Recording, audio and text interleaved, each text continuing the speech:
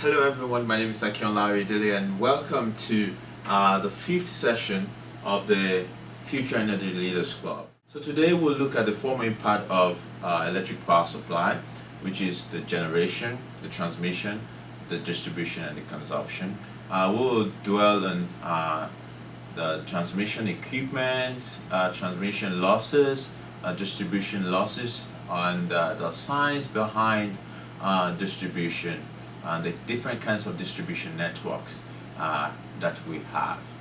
And also we look at failures in the system relating to transmission or distribution and how to plan for contingency.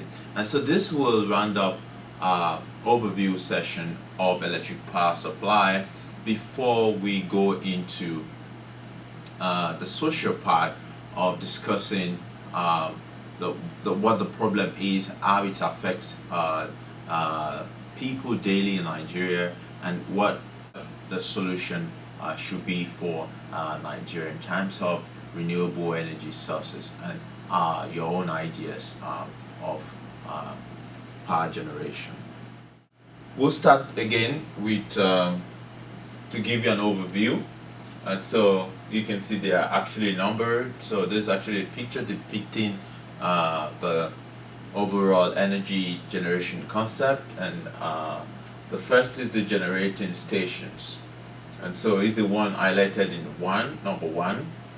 So you can actually generate energy or electricity from different sources. As we know, you can generate from solar, you can generate from wind turbines, you can generate from nuclear, you can generate from gas turbine stations, you can generate from a lot of sources. So you have tremendous huge spectrum of energy source that you can utilize to generate electricity.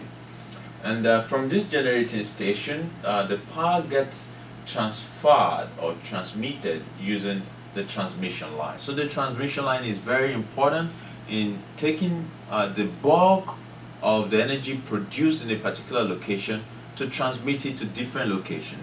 And so if you remember that we generate a lot of there are a lot of gas turbines stations in the Niger Delta region. So how does power get to the people in the north? Power get to them by transmitting, by using this transmission line. For example, there's no power generation station in Maiduguri. So how do people in Maiduguri get power supply? They get power supply from the transmission line. So the transmission line, the function is to transmit bulk of electricity from the main generating centers to the load centers or to the consumers. And so after it gets transmitted, it's transmitted at a very high voltage because one of the things we understand about the science of transmitting electric power is that it is better to transmit at high voltage to reduce the losses on the line. So if you transmit at low voltage, you will lose most of your power before it gets to the receiving station or to your desired location. So what typically is done is to transmit at very, very high voltage at about 230,000 volts. So like they call it 2000 kV. The K is the 1000, which is very high compared to what we use. That's why when you go to transmission lines, very near transmission line, you can hear some noise coming from this transmission line because they're carrying huge power at a very, very high voltage. And so that's why they are very dangerous. They're distant away from people. And that's why buildings and people are discouraged from being situated around these transmission lines, because if they break, it can result to their consequences. So the first thing after they get transmitted is that they stop at the receiving station where the voltage can at least be reduced. So here we have 230,000 volts at the receiving station, which is more like a substation. They can get this power from the transmission line to distribute to local areas. When they get to this receiving station, the voltage is reduced to about 69,000 volts. And this is the voltage that gets to the distribution center, or the distribution station. At this distribution station, the most important thing is this is where the power is distributed to different places, to different consumers, whether the industry or residential, for residential purposes, or hospitals or schools. It is in the distribution station that this power gets transmitted. So when it gets to the distribution station, it's at much lower voltage, around 69,000 volts. And then these distribution stations have distribution lines, as you can see them. I think we're quite familiar with seeing a lot of these distribution lines very close to our house. They are okay because they are at much lower voltage, around 12,000 volt. So that is much more less than transmission lines. So they can be well around, but they're still dangerous as well, because at that voltage rating, it's still very dangerous, and that's why they prevent people from reconnecting their own lines when they get disconnected. So it's important to know that it's still a very high voltage. But at this voltage, you can easily use it for different purposes. So from transmission station, which is number 3, you can either supply residential customers like homes at a particular voltage at around maybe 230 volt, or I think in the US it's around 230 volt. I mean 240 volt if it's a single line, a single phase. But you can supply industrial customers. So industrial customer will use higher voltage rating. So from the distribution station, they can easily supply industrial customers. And also they can also supply commercial customers, people that buy power in bulk. For example, huge offices, universities, schools, people that use power in bulk. This is the transmission line. It's so huge and it's expensive to build, because you have to consider how long they will last. They last very long, 50 years, 60 years. And so investing in them is very critical, because without them, there's no way that a consumer will get power. So assuming that there's no transmission line, how will people here get power? So if there's even generation, we've talked a lot about generation. We've talked tremendously about we need to generate power. Yes, if we generate power and there's no transmission line to transmit this power, the people here, the consumers, will not get power. And what they will say is, well, there's no power at all. As long as they don't receive power, to them, the consumers don't believe there is power. Apart from the problem pertaining to generation, there are also problems pertaining to transmission lines. In recent times, I've heard that the transmission capacity of Nigeria has dropped so low because a lot of transmission lines have failed because new ones have not been built. And so the capacity of the transmission line is even less than what we are generating.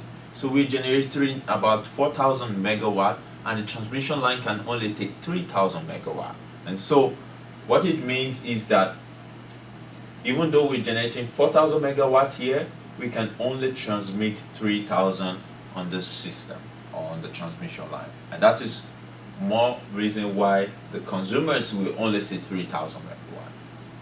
And so if we are solving the problem of the power generation, we also have to look into the problem of transmission line. We have to make sure that the power transmission, the transmission line capacity is more than even the generating capacity that we have.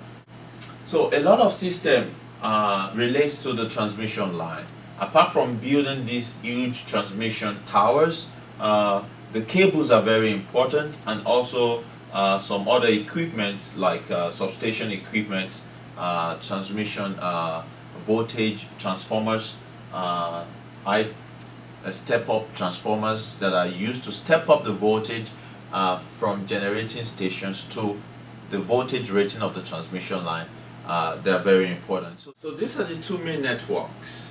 The first one is the loop network, which means you generate power from a particular location and you transmit it over a loop to your consumer. The second one means you generate power and then you branch it out to your various consumers. The third one uses both the loop and the radius. This is a representation of the transmission lines. You can see huge transmission lines moving from Lagos, Ibadan, across Niger to Kaduna to Kano to Abuja, Jos. A lot of generating stations as well. They get connected to the national grid through the transmission lines, and then from this transmission line they transform power around the country. So it's a huge network, but for better power supply, this transmission network needs to be improved, because for example in the northeastern part we can see that the transmission line capacity is not that huge. Maybe due to the population, because the transmission lines is based on the amount of power being delivered to that particular vicinity. And so we can see that in the Lagos vicinity there's a lot of transmission lines because there are a lot of consumers here, and also in the Niger Delta the reason why you have a lot of transmission line is because they are close there so that they can transmit the power being generated from gas turbines power station. So just to tell you about some of the equipment we use in power distribution, in transmission lines you require step-up transformers, because you need to step up the voltage to around 132,000 volt, or so that from the generating voltage to the transmission voltage. As I told you earlier, the transmission lines operate at a very high voltage, so you need a step-up transformer to increase the voltage level from generation to transmission. In distribution, what you're thinking about is the distribution lines are already at a high voltage compared to the consumer. So the consumer in our homes, for example, our voltage rating for most of our appliances is around 240 volts. And so you cannot use 60,000 volt in your home. So you want to step down. You want to reduce the voltage rating, and that is why step down transformers are used a lot. So you see them a lot because they are most located close to the consumer, so that when distribution lines are coming in, they get to the step down transformer first to reduce the voltage rating so that you can use it at home. So this is a typical step down transformer. I know most of you will have seen it. It's an equipment of common sight around our homes or huge industries or popular places along the street. You will see a lot of step down transformers. So what is inside this step transformer? The physics or the science between step down transformers is just a coil. So they call it transformer.